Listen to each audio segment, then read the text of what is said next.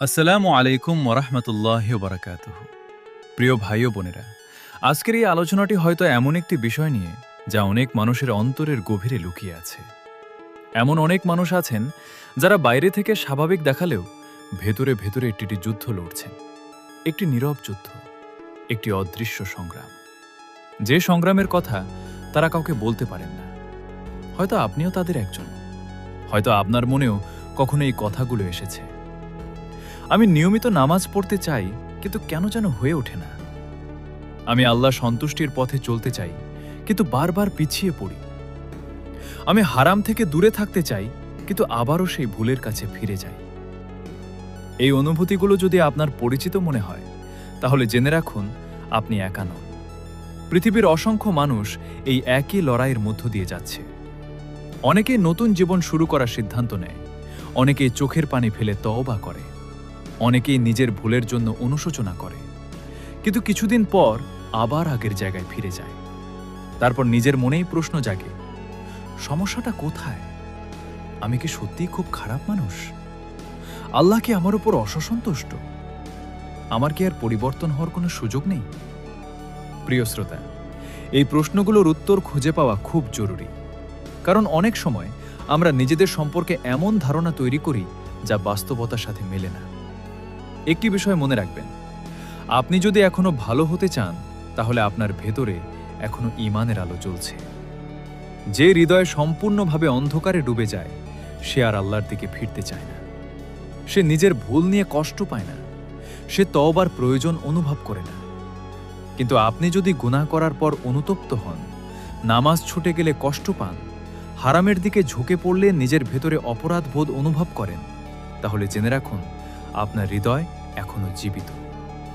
এই কষ্ট কোনো দুর্বলতার প্রমাণ নয়, বরং এটি একটি রহমত। এটি আল্লাহর পক্ষ থেকে একটি সংকেত যে, প্রিয় শ্রোতা, একটি বিষয় নিয়ে কখনো গভীরভাবে চিন্তা করেছেন?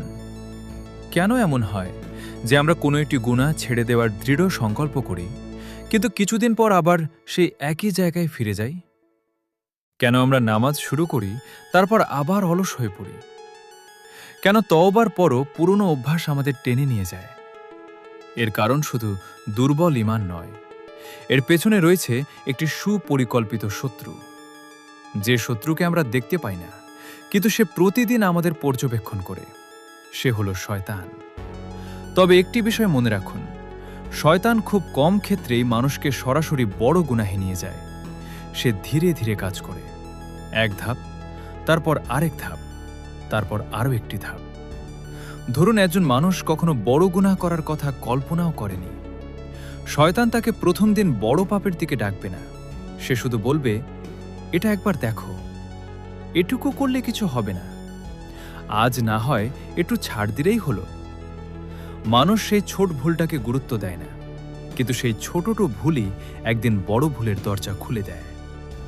একদিন নামাজ দেরি হলো, আরেকদিন কোরআন পড়া বাদ গেল, একদিন জিকির হলো না, একদিন চোখের হেফাজত রইল না, একদিন একটি হারাম দৃশ্য দেখলাম, একদিন একটি অনুচিত কথোপকথন করলাম। তারপর ধীরে ধীরে হৃদয় দুর্বল হতে শুরু করল। মনে রাখবেন, বড় গুনাহ সাধারণত হঠাৎ করে আসে না। বড় গুনাহের আগে ছোট ছোট অবহেলার দীর্ঘ ইতিহাস থাকে। আর এখানেই শয়তানের সবচেয়ে বড় সফলতা। কিন্তু তার চেয়েও ভয়ঙ্কর একটি কৌশল আছে, সেটা হলো হতাশা। শয়তান জানে একজন মানুষ গুনাহ করলেও যদি তওবা করে, তাহলে সে আবার আল্লাহর কাছে ফিরে যেতে পারে। তাই গুনাহের পরে সে মানুষের কানে আরেকটি কথা ফিসফিস করে, তোমার তওবা আর গ্রহণ হবে না, তুমি অনেকবার প্রতিশ্রুতি ভেঙেছ, তোমার মতো মানুষকে আল্লাহ ক্ষমা করবেন না। এটাই তার সবচেয়ে বড় প্রতারণা। প্রথমে সে মানুষকে গুনাহে ফেলে, তারপর বলে এখন আর ফেরার পথ নেই। কিন্তু বাস্তবতা সম্পূর্ণ